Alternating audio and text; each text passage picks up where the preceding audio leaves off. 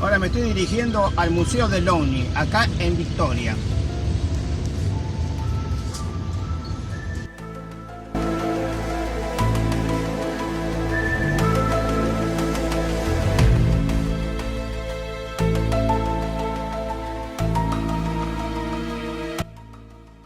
Bueno, he llegado al Museo del OVNI.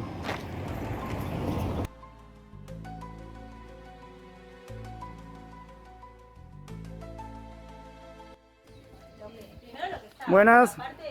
Hola, ¿cómo Buen estás? día. Bienvenido al Museo del OVNI. Bueno, yo soy Andrea Pérez Simondini, la hija de la que inauguró el museo, investigadora de campo, así que te invito a que pases para que conozcas un poco nuestras investigaciones y piezas. Bueno, Bienvenido. gracias. Claro. Sí, no, y ahora. Toda esta es mi colección de años. Acá hay de todo.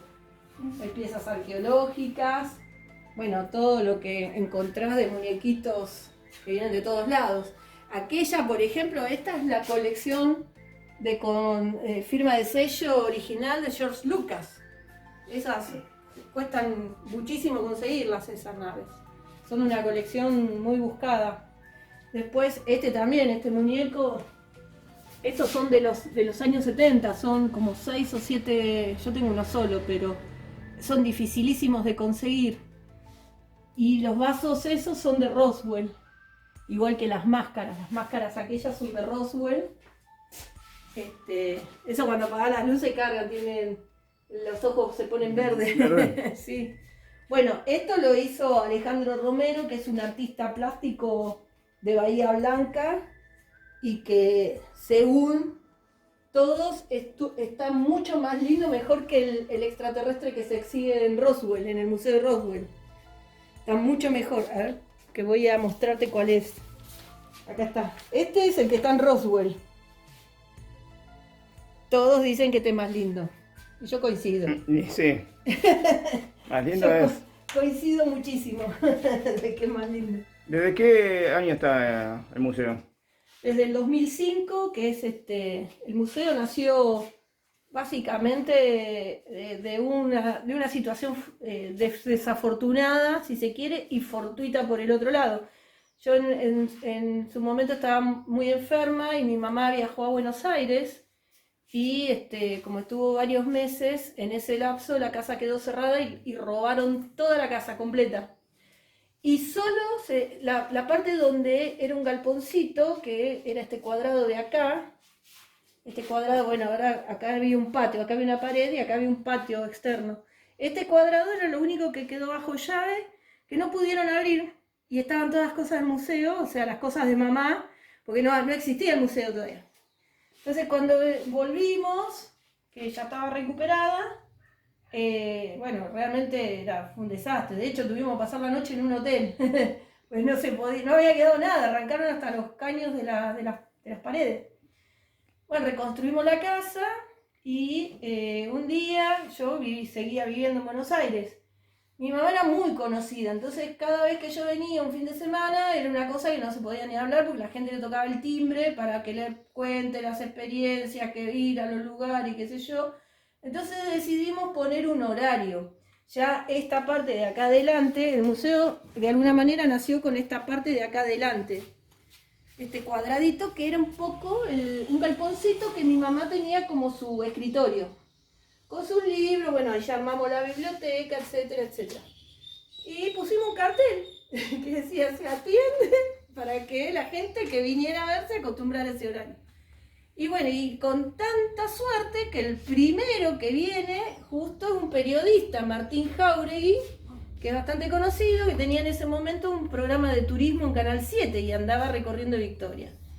Vuelve él a su programa y él le pone Museo del OVNI. Acá no había ningún museo, era el escritorio de mamá.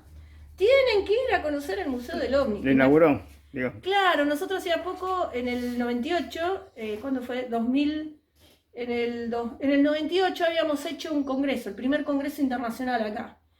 Y yo tenía unas remeras que me habían quedado del Congreso y yo le regalé una a él. Le digo, bueno, llévate de recuerdo porque él es muy fanático del tema ovni y como es del sur, de la Patagonia, él había tenido una experiencia. Entonces es un tema que le gustaba. Y el programa él lo hizo con la remera puesta. Bueno, moraleja de esa historia del programa, a las 2 semanas teníamos micros acá en la puerta para entrar al Museo del OVNI. Y nosotros le explicábamos que no era un museo, que era la oficina de mi mamá, que él le había puesto. Bueno, y de ahí, digamos, nada, la gente empezó a venir de boca a boca, que esto que el otro, y bueno, se fueron tirando paredes. Entonces, el museo esta era mi pieza, mi habitación.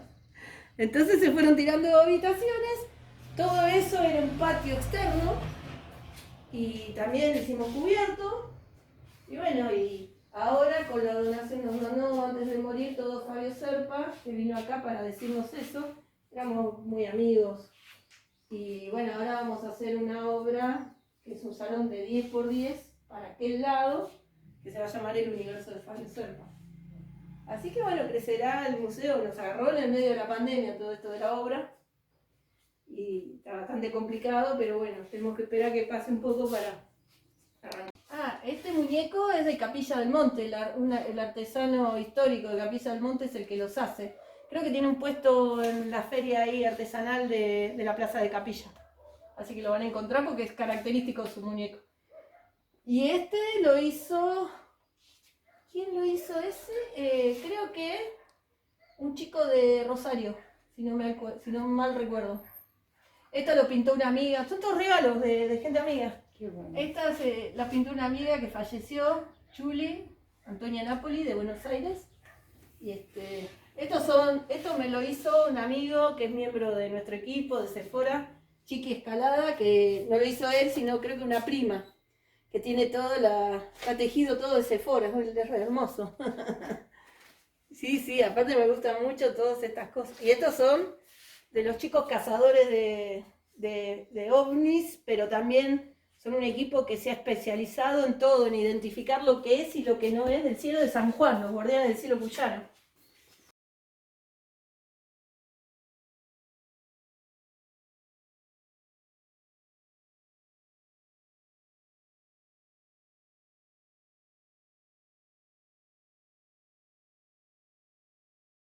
Oficiales de Sudamérica. Y vino el representante de la Comisión de Uruguay, que era la CRIDOVNI, que es la comisión más antigua de la Fuerza Aérea Uruguaya, que es el coronel hoy retirado Ariel Sánchez Ríos. Y estuvo también el comandante Julio Chamorro de la Fuerza Aérea de Perú, representante de la comisión oficial en su momento, él dirigió la comisión.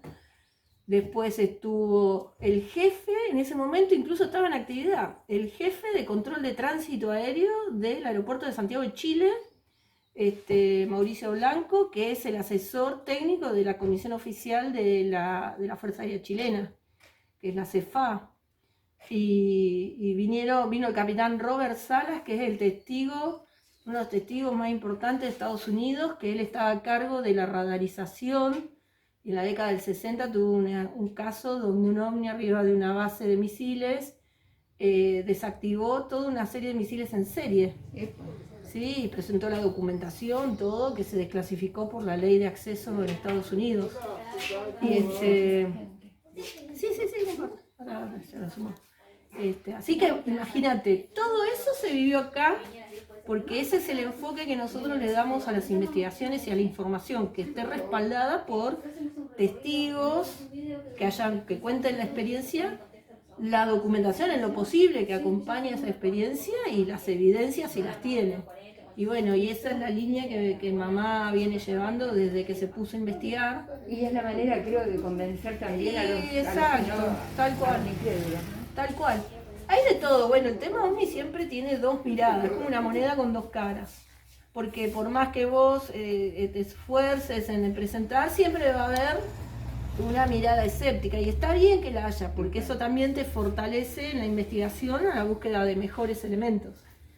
Porque el que tuvo una experiencia no necesita evidencia. La tiene, punto. Las personas...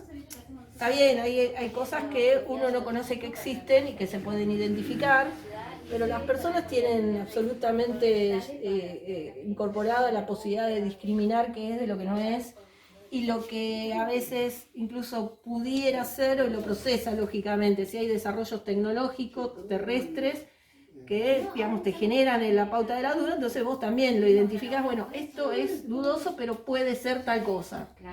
Siete Colinas. La historia del caso Victoria comienza en el año 1991. Bueno, es un decir, en 1991 todos los medios de comunicación, sobre todo los nacionales, reflejan una cantidad de sucesos que se daban en la costanera de la ciudad de Victoria, donde la gente se reunía a ver la evolución de luces que pasaban muy al ras del agua para perderse en lo que se conoció como la Laguna del Pescado. Pero la historia comenzó con la estancia La Pepita, donde la familia Basaldúa, Nacho y Bebi Basaldúa, denuncian a los medios locales la evolución de una luz que salía de la Laguna del Pescado y sobrevolaba todo lo que era el campo de la estancia. La estancia La Pepita, como se la conoce, concentró la atención de un periodista, Ramón Pereira, que con sus cámaras del canal local logra filmar las evoluciones de esa primera luz, de esa primera denuncia. Eso dio lugar a que lo que era, ¿se acuerdan? ATC, el antiguo Canal 7, hoy la TV pública, viniera con un equipo de producción para lograr filmar la evolución de estas luces. Y así lo logró, así fue, y esa filmación, ese video disparó a Victoria como uno de los puntos no solo ya importantes de Argentina, sino a nivel mundial. Los objetos luminosos que están apareciendo identificados. Con el tiempo hizo de que mi madre, Silvia Pérez Simondini, se interesara en el caso y se llegara a la ciudad de Victoria para lograr testimonios y ver qué había de cierto con estas denuncias, estas evoluciones de luces. Y así fue cuando, instalados en un campamento en el camping de Victoria, logramos tener todo el grupo familiar, estábamos con mis hermanos, la primera experiencia que realmente nos impactó profundamente a todos. Del horizonte apareció una luz color amarillo mostaza que hizo un ascenso vertical para quedar detenida y en un momento comenzó a hacer su evolución hacia lo que era el casco de la ciudad. Cuando nos dimos cuenta con mi mamá, mis hermanos se habían ido a pescar en un arroyo, en un brazo que hay entrando desde el río, y ahí fue que todos vieron como esa luz que cuando se dirigía hacia la ciudad, y a partir de que con una linterna le empecé a hacer señales, cambió de dirección y se vino hacia nuestra posición. Todos lo vimos y fue increíble la experiencia que ya tuvimos, no solo nosotros, sino muchos de los que se alojaban en el camping. Esa luz se quedó suspendida por un minuto arriba de una arboleda que dividía el camping de ese lugar, que era una entrada de un arroyo. Hizo una señal de luz hacia adelante, vino hacia la vertical de nuestra posición, hizo un pestañeo, bajó la luz y a los segundos desapareció, literalmente desapareció. Sin duda, no solo nos marcó con la experiencia, sino que nos marcó como familia, porque eso fue lo que decidió que mi madre se radicara en Victoria, y a partir de ahí nace nuestro equipo de investigación Visión OVNI.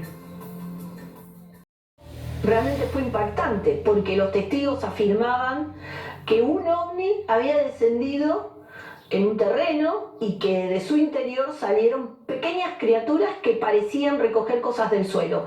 Eso fue en el año 91 en un establecimiento que era un hogar escuela a modo reformatorio, donde había chicos internados y celadores que custodiaban el lugar. A eso del anochecer ven una luz que viene de la Laguna del Pescado y se acerca cruzando la ruta que divide la laguna, la parte de los terrenos que dan hacia la laguna, hacia el campo, y a metros del establecimiento desciende quedando semisuspendido, y ven los alumnos, los internos, unos pequeños seres que bajan a recoger como piedritas, parecían recolectar cosas del suelo. Uno de los chicos se acerca, en la medida que se va acercando, estos seres, atentos, alertados por esa presencia, vuelven a subirse al objeto, el objeto levanta vuelo para perderse rumbo a la laguna del pescado.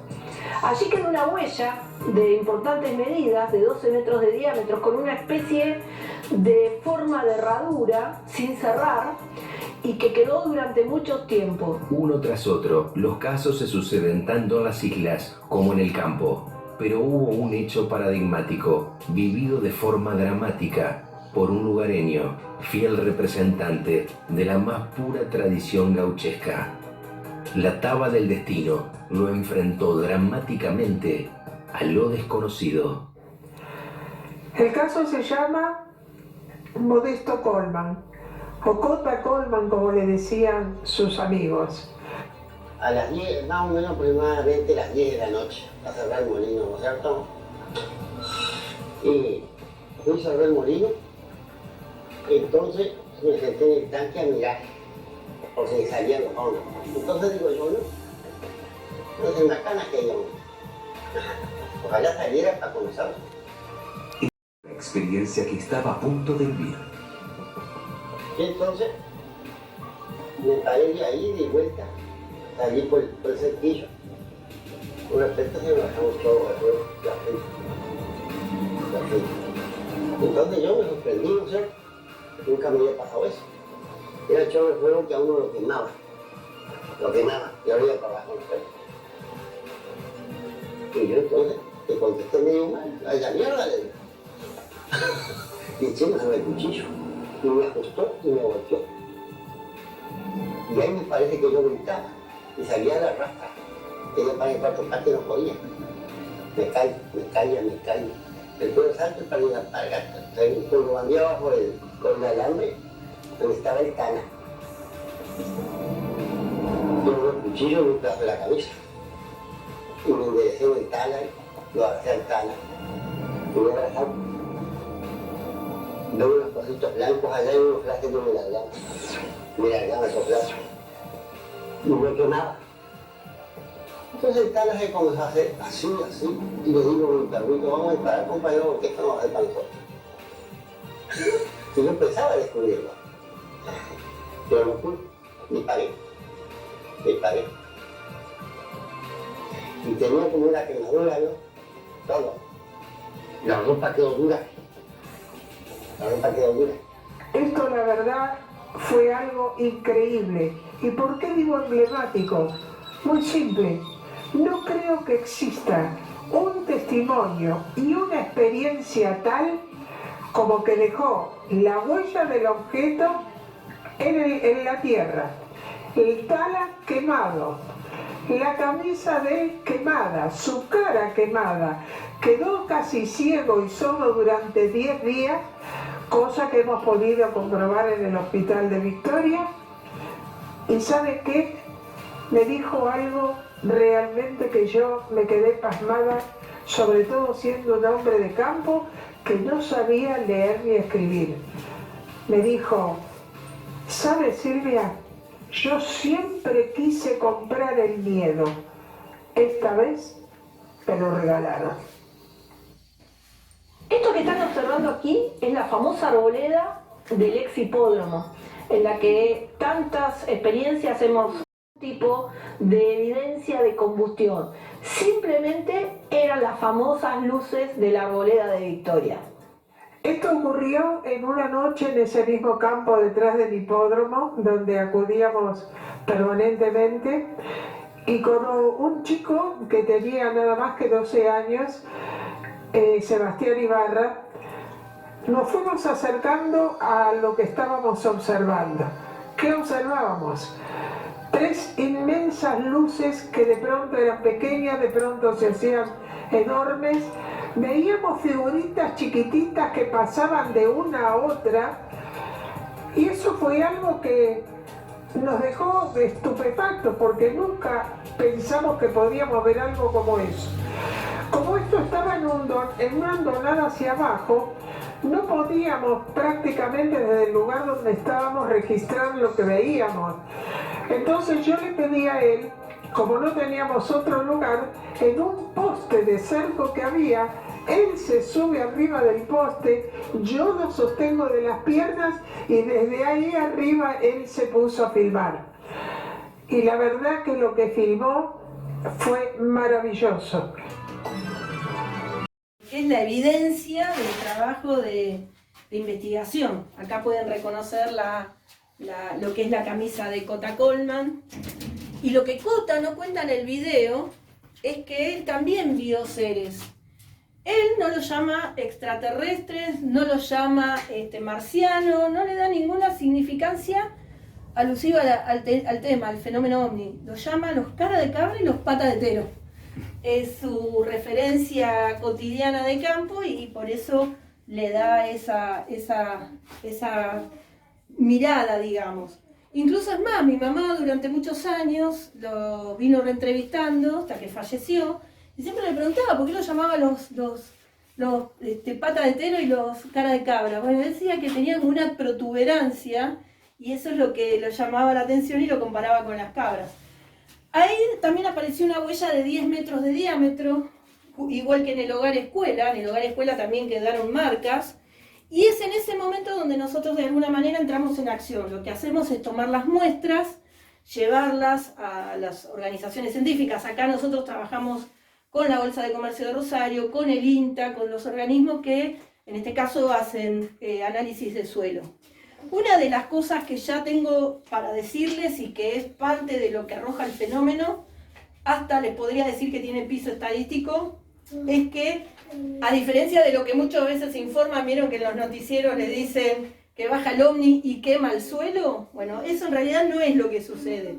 Lo que sucede es que acá interviene una energía que es comparable a la microonda y lo que hace es deshidratar.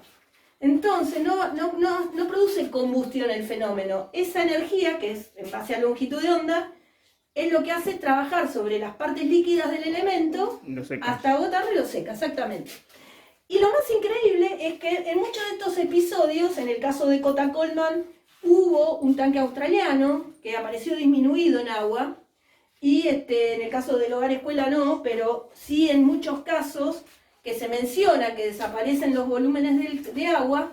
Con estos elementos, con esta información, estamos hablando que, por ejemplo, algo que es comparable a la microonda actúa si tuviéramos que compararlos en niveles calóricos arriba de los 3000 grados centígrados. Entonces, lo que pasa con el agua es que se evapora. Y eso da explicación a algo que tenía también extrañeza y que se puede explicar con un hecho físico convencional, ¿no? Que es, ahora, ¿qué es? ¿Por qué este fenómeno utiliza la microonda? Bueno, ahí sí tenemos que entrar en el terreno hipotético, que si lo utiliza para la propulsión, para alguna acción específica, no sabemos. Eso es lo que hay que seguir investigando. Pero lo cierto es que se da todo ese fenómeno en todos lados. Este es otro caso testigo. Esto sucedió, ya nos vamos al año 94, que es conocido como el caso de la Estancia al Sol. Esto es un tambo, y acá en el amanecer la gente estaba haciendo las tareas del ordeñe y vieron que en el video aparecen unas esferitas que acá los lugareños los llaman los tractorcitos o los colectivitos. Esas esferas van a baja altura, en este caso se dio, y una quedó suspendida en el alambre que divide el tambo del campo. Hizo una gran explosión, se contrajo, ascendió y se perdió en el cielo. Quedaron muchas evidencias. Esto se analizó en lo que hoy es el CITEDEF, que es la Comisión Científica de las Fuerzas Armadas, que está en Buenos Aires, y acá vuelve a aparecer que hubo una energía comparable a la microonda, y se encontró un contaminante en una de las muestras, que es titanio al 50%. Ese contaminante también le da un valor importante, significativo al caso, porque el titanio no es parte de la composición del suelo, mucho menos del alambre, que es alambre San Martín, así que ese contaminante claramente vino de este fenómeno. Lo interesante es saber para qué se usa el titanio. El titanio es un componente que se usa mucho en aleaciones de cohetería, de muchos elementos de armamento también. O sea, es un elemento que siempre está participando en aleaciones de estas características. Les voy a pedir que ahora miremos para acá donde están las piezas, porque aquí tenemos muchos elementos de objetos caídos del cielo, y como decía hoy más temprano, que todo lo que cae del cielo no es raro, ni todo lo que cae del cielo se puede explicar. Y acá tenemos todo un poco. Y además también acá tiene que ver, entre otro factor, que es la comunicación, porque a veces hay cosas que caen del cielo que los medios de comunicación enseguida le echan la culpa a algo. O que cayó un ovni, que eso comúnmente es muy tentador publicarlo, o que si es un fenómeno extraño, comúnmente se lo asocia a meteoritos. Y acá hay un poco de todo. Esto es un resto de la Salyut 7. Esta es una pieza ya de por sí histórica. La Salyut 7 es la primera estación espacial rusa y cayó en la Argentina, gran parte en Santa Fe y otra gran parte y el cuerpo central aquí en Victoria, en Villaguay. Y esto, más allá de ser una pieza histórica por ser espacial, también es un caso clásico de la ufología rusa, porque gran parte de los cosmonautas que estuvieron en ella en el espacio afirmaron haber visto seres que llamaban ángeles, y es realmente uno de los casos más conocidos de la ufología rusa, porque no solo una tripulación dice haberlos visto, sino que fueron varias, por lo tanto también tiene ese valor significativo. Después tenemos esta otra pieza, que es la que van a ver aquí. Esta la donó el Museo Fabio Serpa. Esa pieza es un clásico también de la ufología argentina. Es de un hecho que tuvo de protagonista al gobernador de la provincia de Buenos Aires. Esto lo ubicamos en la década del 60. Él era el coronel Domingo Mercante y vio caer un bólido en fuego que dejó un cráter bastante importante. Y convocaron a Fabio Serpa. Fabio Serpa ingresó la muestra a la Comisión Nacional de Energía Atómica, y lo que vemos ahí claramente que esa pieza tenía temperatura y solidificó, evidentemente, un suelo arenoso, porque entre los resultados se encontró silicio, pero también se encontró un tipo no reconocido de fósforo en la escala periódica de los elementos. Esta es conocida como la pieza de Tacuarembó. Ese es un caso también muy importante que trae... Siempre, repito, ¿no? Todos los casos ovnis tienen dos caras, digamos. Todo lo que presentamos nosotros es lo que se han hecho investigaciones, en estos casos por otros investigadores. Eso es una pieza que tiene en su composición aluminio en máxima pureza y con una participación en la aleación del 78% de aluminio. Esa es una investigación que hizo un investigador argentino muy reconocido, Luis Burgos, que ingresó las muestras en la Universidad de La Plata, en la Facultad de Ingeniería, por lo cual esa pieza también fue bastante estudiada. Y después tenemos lo que es realmente la siguiente pieza, que estoy en condiciones ya de afirmarle que esa pieza no es de la Tierra. Lo que ven ahí es de un hecho que sucedió en el año 57 en Ubatuba, en la playa de Ubatuba, Brasil, y que tuvo por protagonistas muchos pescadores. El hecho sucedió que hubo una explosión en el aire, el cuerpo central cayó en el océano, incluso después afirman que la Armada Americana recuperó los restos caídos, pero mucha gente quedó con restos. Nosotros tenemos varios de ellos por un marino mercante que hizo escala en Ubatuba, que hizo puerto en Ubatuba en el año 85, y por el investigador principal brasilero del caso, Olavo Fonte, que le dio una pieza a un argentino que se llama Nicolás Ojeda, que ya falleció, de Rosario, y que él se la dio a mi madre. Lo que ven ahí estuvo estudiado ya en el 57 por muchísimos organismos de Brasil, incluso por el Instituto Tecnológico de Massachusetts, y eso arrojó que tiene un isótopo de magnesio no reconocido en la Tierra. Hace poco se le hizo un nuevo estudio isotópico, porque vino aquí un astrofísico muy reconocido en estas temáticas que se llama Jacques Vallée, que se dedica, aparte a estudiar hace estos estudios de las piezas caídas del espacio, y volvió a arrojar lo mismo, que tiene un tipo de isótopo no reconocido de magnesio. ¿Qué es el isótopo? ¿Por qué se puede afirmar con tanta contundencia? El estudio isotópico es el estudio del peso atómico de cada elemento. Y cada elemento, en su orden natural en la Tierra, tiene un peso atómico que es el que se estandariza y se pone y se clasifica y se pone como parte de la tabla periódica de los elementos. Y también se estandariza cuando participa de una aleación en la proporción que lo haga. Se establece el peso atómico cuando esa aleación logra el equilibrio y también se estandariza. Por lo cual, todo lo que no esté dentro de ese estándar no es de la Tierra. Entonces, esto es lo importante que para diferenciar. Bueno, allá tenemos restos de varios lugares que son meteoritos, para que vean la diferencia. Eso es hierro puro, hierro níquel, por lo cual también, lamentablemente ahora por los protocolos no podemos hacerles tocar las piezas, pero comúnmente nosotros le damos a la gente para que pueda ver la diferencia hasta de textura y de peso. Todas estas son piezas muy livianas y estas son pesadas, los meteoritos son pesados. Y después tenemos la pieza local, que esta pieza realmente nos tiene siempre a maltraer, porque en principio el testigo principal murió en 1985 y la fuente de información del caso lo aporta un artículo periodístico y una nieta, hasta ahora, la familia a través de una nieta, que habla de que su abuelo estaba trabajando en un tractor en el campo y vio una serie de 5 objetos, del cual uno explotó. Esto sucedió acá a pocos kilómetros, en el Rincón del Dol.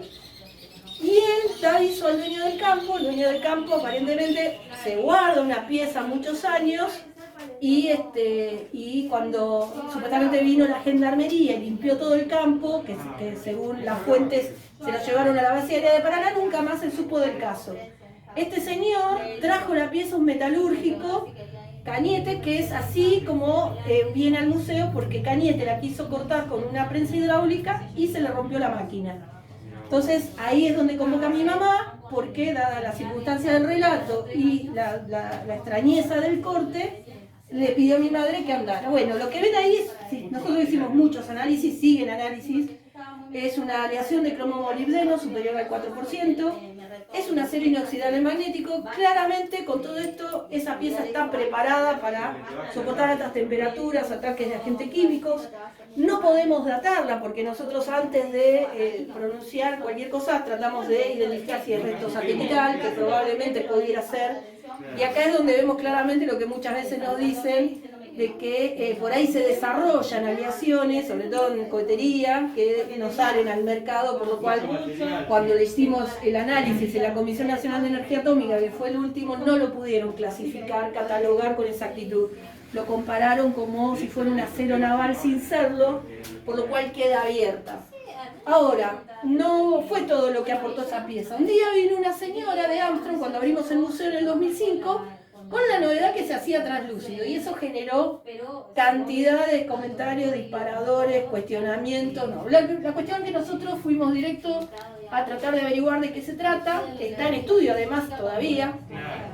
En la Universidad de San Martín son especialistas en todo lo que es efectos ópticos, aleaciones, energía Schumann, y bueno, por la pandemia todavía no tenemos los resultados, porque hace 2 años que estamos esperando tener alguna conclusión respecto a qué produce esa translucidez.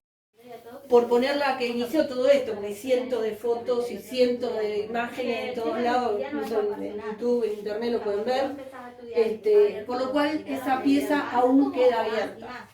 Y un poco lo que nosotros, y aprovechando un poco, volviendo a lo que le había dicho a los que recibí primero, lo que intentamos es que la gente se vaya con una mirada ya diferente a, digamos, si bien nosotros investigamos de la hipótesis extraterrestre, el punto es que se vaya con una mirada que el fenómeno dista mucho a que solo es ciencia ficción. Hay muchos elementos de análisis, de evaluación, y es un poco también lo que queremos que tengan esta mirada. También contestarles que muchas veces a través de lo que vemos en las redes sociales hay muchas cosas que son ediciones, como las fotos, digamos, el hecho de que aparecen imágenes que no son reales, que a nosotros nos perjudica mucho porque realmente pone el tema en otro lugar, no deseado a veces, ¿no? Pero lo que pretendemos es que sí se vaya, digamos, que hay anomalías. Otra de las cosas que les puedo contar es que cuando el fenómeno, sobre todo en el tema de las huellas, aparecen también modificaciones en el terreno, se duplican los valores químicos, tanto del potasio, el fósforo, y eso también ya hoy dan los mismos resultados en todas las muestras, y se concentra la salinidad. Si ustedes ven esa huella, que es un caso testigo en San José de la Esquina, ahí lo vemos clarito. Y esto también es bastante contundente, digamos, este fenómeno no produce combustión, produce deshidratación, pero también afecta todos los componentes del suelo. Y eso también no es que sucedió en San José de la Esquina, sino ya en varios casos, no solo de Argentina, sino del mundo. Y un poco lo que transmite este fenómeno, porque se lo asocia rápidamente con la radiofrecuencia. Así que bueno, espero que les haya gustado un poco tener otra mirada del fondo de todo esto, todo lo que hay para investigar, y que bueno, pueden sacar fotos, todo lo que quieran. Ya lo sacaron, creo que están sacando fotos más. Y,